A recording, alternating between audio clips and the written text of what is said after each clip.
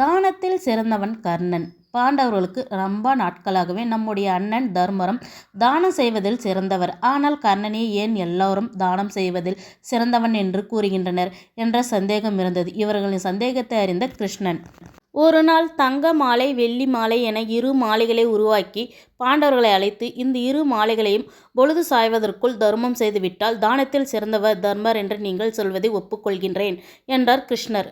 பீமனும் அர்ஜுனும் மற்றவர்களும் அந்த இரு மாலைகளிலிருந்து தங்கத்தையும் வெள்ளியும் பாலம் பாலமாக வெட்டி எடுத்தார். தர்மர் அதை உடனுக்குடன் நகர மக்களுக்கு தானம் செய்தார். தானம் செய்ய செய்ய அவ்விரு மாலைகளும் வளர்ந்து கொண்டே இருந்தன. தங்கமும் வெள்ளியும் குறையவே இல்லை. மாலை பொழுதும் வந்தது. எங்களால் முடியாது கண்ணா என்று தான் தோல்வியை ஒப்புக்கொண்டார் தர்மர்.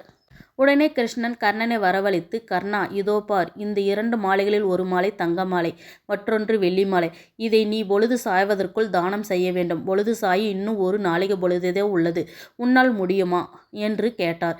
உடனே கர்ணன், இதில் யோசிக்க என்ன இருக்கிறது, இப்போதே செய்து காட்டுகிறேன் என்று கூறி அங்கிருந்து இருவரை அழைத்து, நீங்கள் இருவரும் ஆளுக்கு ஒரு மாலையாக இவற்றை எடுத்துக்கொள்ளுங்கள் என்று கூறி தானம் தர்மத்தை முடித்துவிட்டு கிளம்பினான்.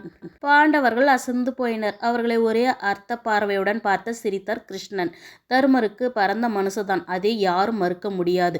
ஆனால் அவர் காட்டிலும் தானம் தர்மம் செய்வதில் பரந்த மனசு உடையவன் கர்ணனே என்பதால் தானத்தில் சிறந்தவன் கர்ணனே என்று பாண்டவர்களுக்கு உணர்த்தினார் கிருஷ்ணர்.